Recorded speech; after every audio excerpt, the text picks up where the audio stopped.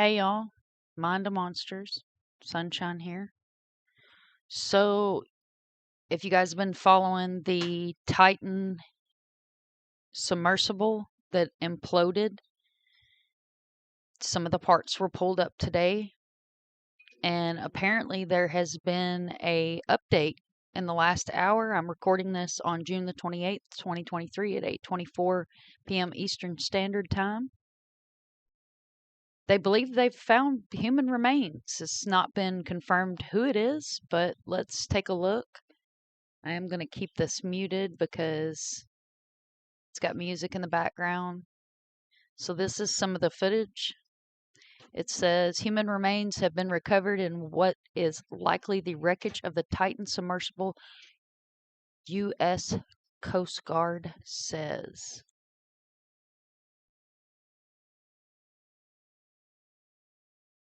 And of course, that's one of the photos. Here's another photo.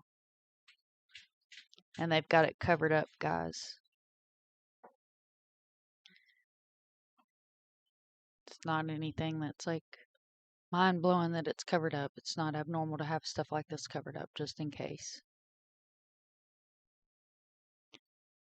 So I wanted to share this clip with you guys, but like I said, you did listen to me talk, and big shout out to USA Today. Also want to flip over here, and I am going to play a video. Breaking news, NBC, big shout out. Here we go, guys.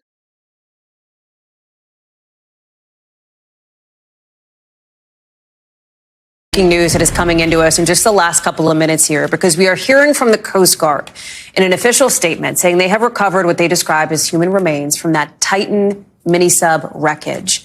Medical experts are set to conduct an analysis in the next few days. It comes as we're getting the first look at some of the pieces from that catastrophic implosion.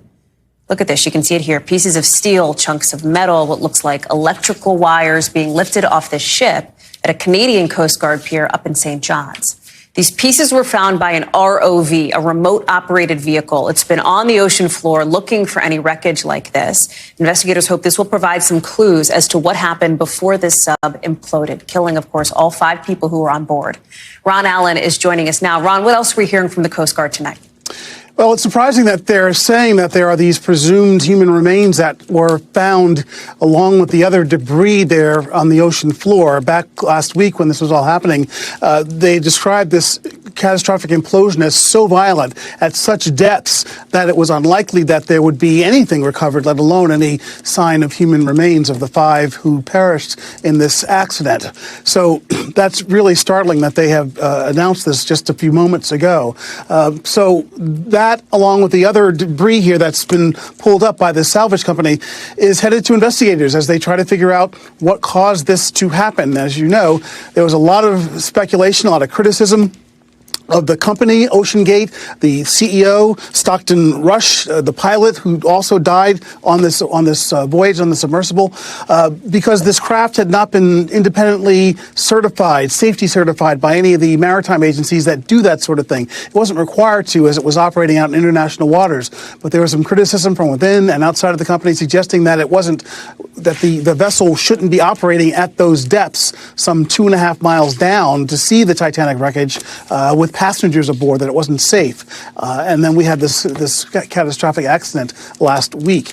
So more for the investigators to look at. The U.S. Coast Guard is leading the investigation. They've convened what's called a Marine Board of Investigation, which is the highest level of investigation that the Coast Guard can organize. It's a multinational effort. The Canadians, the French, the British are all involved in this because they had nationals aboard the submersible, or because they are involved in this rescue and search and recovery operation as it evolved into over the past number of days. The salvage company says that its operations out there to bring back more debris have ended. So they apparently have what they're going to have, and they're going to try and start piecing this together to see what happened. It's not just about the cause. They're trying to determine if there should be more regulations regarding these submersibles, which are largely unregulated, particularly when they operate so far out in international waters.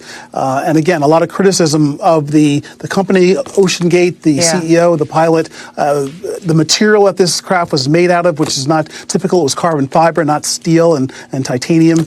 So again, a lot of questions, and this big development today that there are, in fact, apparently human remains that have been recovered as well. Very unlikely. Ron Allen, thank you very much for bringing us up to speed. As you say, that's all coming into us late tonight. Appreciate it.